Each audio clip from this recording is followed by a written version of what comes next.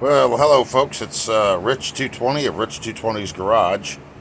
And after a very aggravating morning of getting a set of bearings in at Advanced Auto Parts with a set of main bearings as well, which I didn't need, we were looking up a number that was fdm2020cp10. Well, they couldn't cross-reference that number. And I've been looking online and looking online and looking online, and I found nothing until I had an idea. I got rid of the FDM and just put the 2020 CP10. And sure enough, it came up 55 through 67 Chevy small block, 265, 283, 307 V8. So I'm ordering the parts at the same place. They should be there tomorrow, Saturday. Today is Friday. And that's when I went this morning. I didn't go Wednesday or Thursday because I was just not feeling right. But they should be the proper ones. Now, whether or not they have the cut in them or not, that remains to be seen. But I'm sure that they should have that cut in them. The caps and the rods both have a slit. I've showed it in the video, and I've actually posted pictures of it too. On the side where the bolt goes through from the connecting rod to the cap, through the cap, there's a cut through. And it's supposed to go all the way into the bearing. So that way, when you crank the engine or you're running the engine, the bearings get lubricated. And without that cut through, it just prevents the engine from getting any oil at all whatsoever. And that will cause the engine to seize up or to spin a bearing from the cap up into the rod and cause the engine to seize up. So, yeah, they should be in tomorrow.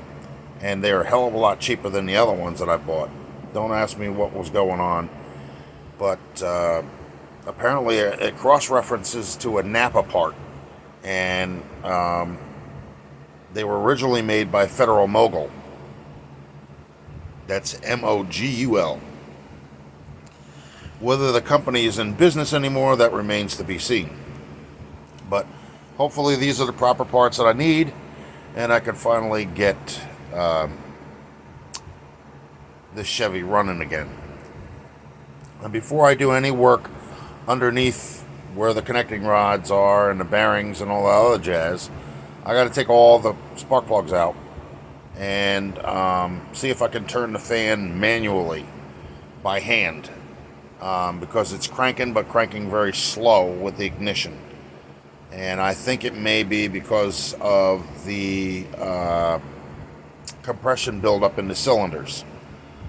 And because I took that one loose and it may not have been tightened down all the way. So it may be too far.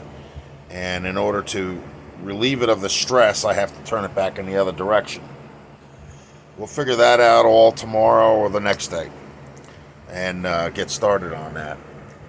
But until tomorrow morning, folks, I guess I got the parts I need. No thanks to anybody at an auto parts store because they didn't know how to cross-reference the number. Guess I did. Oh well. Alright, folks, we'll see you in the next one. Like and subscribe. And I mean subscribe. I need the subscribers. I do. I appreciate everyone that I have as a subscriber right now. And, I'm sorry, but that's what's been going on. Constant battle with this, that, and the other thing, trying to get things together so that way I can work on this car. So that's why I've been working on my friend's car. And if you look at my community post, you'll see the top of the car where I did the JB Quick and primed and painted. You'll see that it looks no different than it did before I even touched it.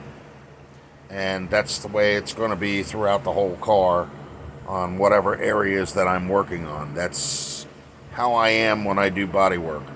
I'm very OCD. I pay very acute attention to detail and I try and make it look exactly the way it used to, no matter what.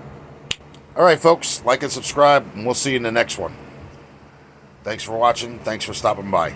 Bye.